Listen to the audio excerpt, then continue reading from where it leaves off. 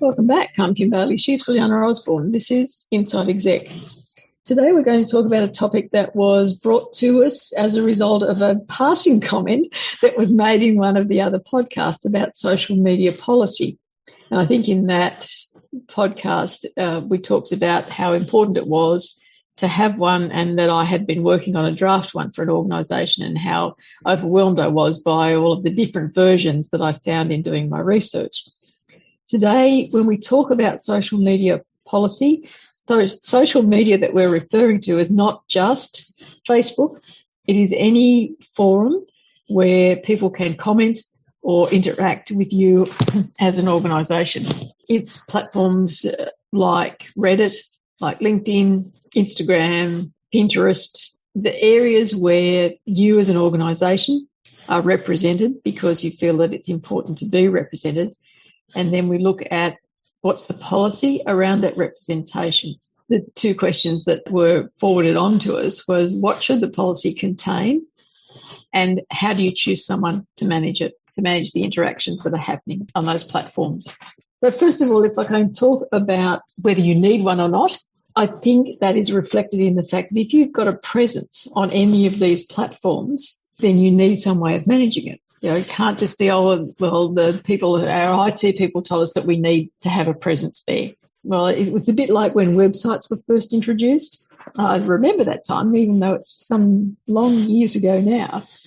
Organisations were told you need to have a website. And so they had a single page that did nothing. You know, it was a brochure. It was, we exist, basically. Might have had some contact details. And then as the internet progressed and as we became more dependent on that being our information source a lot of the time, or our contact for organisations, or our research about organisations, then websites evolved. What we've seen perhaps in the last, let's say, 5 years in terms of websites, and I see it today, probably every day, is that organisations are not quite keeping up with the way people are viewing their websites. So we'll see a website that is not optimised for mobile viewing, and the organisation is not being informed that more than 50%, 60, 70% sometimes of the people who are visiting their website are looking at it on a mobile device. So they're not seeing the whole of their wonderful website they've paid thousands and thousands of dollars to have developed,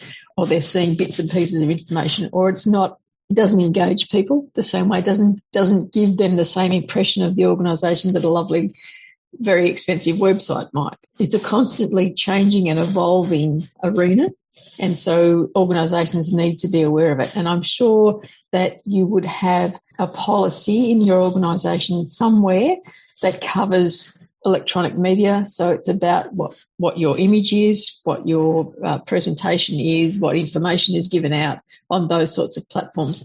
The social media policy comes under that umbrella.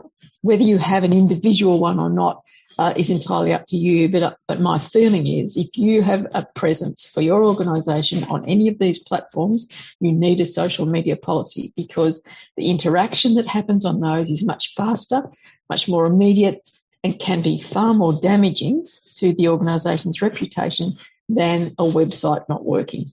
I agree. Usually it comes under areas such as corporate affairs, PR, communication, etc. And while you have policies about who can talk to the media and who can't, and all of that, social media is a bit different in that you have those policies, and where the organisation, as you just covered, Kim, chooses and where to be and how to be. I think there's another angle to social media, and that's the individual. As an individual in an organisation, you choose to be on social media, whether it's LinkedIn or whether it doesn't matter which one. Again, I think then in that sense, there should be a fair bit of education of your employees about what do you expect them to say, not police, not tell them what to say, but that if they are talking about the organisation, they've got to respect the guidelines and that the organisation put in place. So if I'm talking about myself, fine. I went on holidays and had a great time, whatever. That's one thing. But if I'm talking about something to do with my work, then I really have got other responsibility. And that responsibility is to be consistent with the organisation guidelines that I work with. So we trust them, we give them freedom, but we also give them guidance, and that's where we'll come in. So you can't talk about anything commercial in confidence, for example, etc. The usual ones that applied before, except it's much more immediate now, and it could be inadvertently put out there and can't bring back in. So again, that reminder and giving them examples. And where would that lead if you inadvertently said something that you wouldn't have normally? That's it. And it's simple things. It's things like in the individual's profile where they're on these platforms. So say in LinkedIn, and they'll put where they're working currently, which they might be very proud of the fact they're working there. And then they go in and they talk about the Christmas party, or they talk about something else that's happening that is not necessarily work related. But you can go into LinkedIn and you can search by organisation. Who are the people who have this in their organisational profile? And so that becomes a way that the searcher finds information about your organisation and develops a profile themselves about what your organisation is and who they are and what they allow to happen, quite apart from the organisation's actual page that they might have on that sort of a platform. There does need to be, I think, a policy that is both at the organisational level and as it relates to the individuals in what you will be comfortable with an individual doing on their individual profile. There are a wealth of, as I found in my research, there are a wealth of examples out there, people, organisations who are prepared to go public with what their social policy is. And that's a great help because you can pick and choose the things that relate to your organisation or that you hadn't thought about that now have become something that you need to think about. It's also very important when you might have individuals who are trolling either the organisation or people who work for you and who want to create havoc in some way. And so we'll leave, and it's particularly the negative comments that were incorporated into the social policies that I saw. The idea of where you have the policy, because these are platforms that are so readily available to everyone all of the time, it needs to be in a really obvious place. It can't be buried away inside of the corporate policy, inside of the public relations and the media and all of those things. It needs to have a place that's very clear, very easy to find, so that people can't say they didn't know. Ignorance is no defence. And that they are clear and aware of what the pitfalls are, what the ramifications are, and what the organisation's concerns are about them individually being responsible for defending the organisation. So we have a situation where someone puts up an article on, say, Reddit, which is a very popular platform at the moment for people of a certain demographic to get their information. And it says, this organisation, I had this problem and no one got back to me from customer service, and so don't ever deal with them again. Don't buy anything from them, don't go to them, don't expect them to do anything. And it's simply someone reflecting their experience.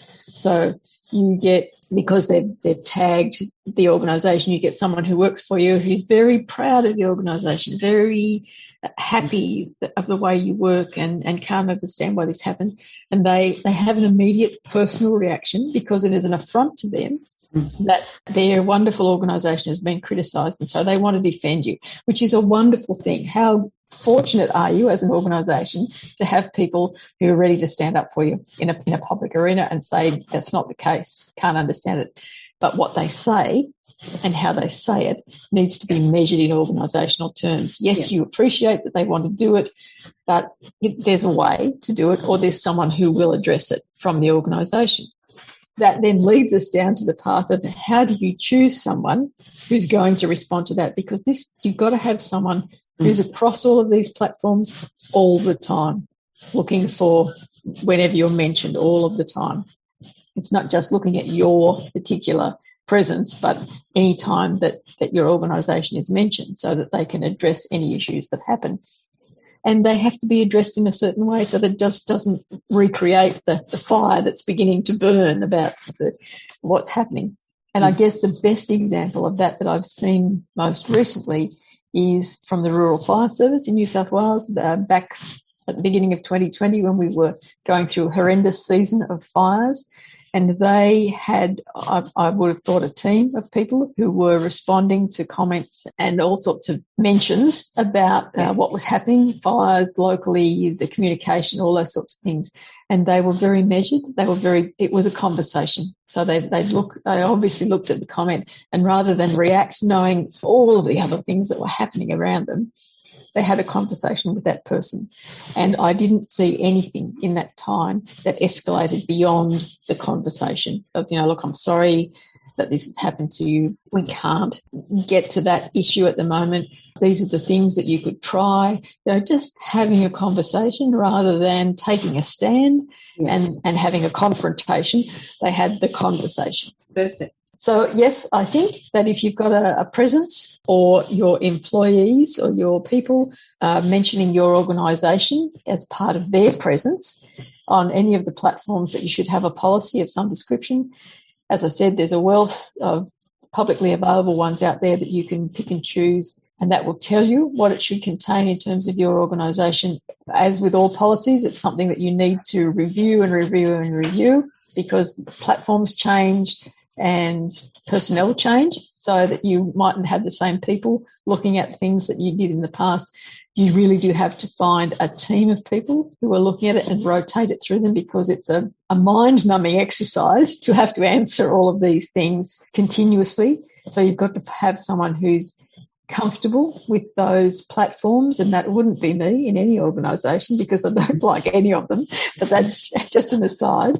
But find people who are comfortable with those platforms, who are prepared to speak, their organisation speak in terms of having the conversation with those that are out there, but give them some guidelines. Let them know what they can say and what they can't say and how they should say it. Yeah. I think we've covered that for ourselves today. I hope that has helped you, for the person that sent that question in to us. But for now, I'm Kim Bailey. She's Fuliana Osborne. This is Inside Exec.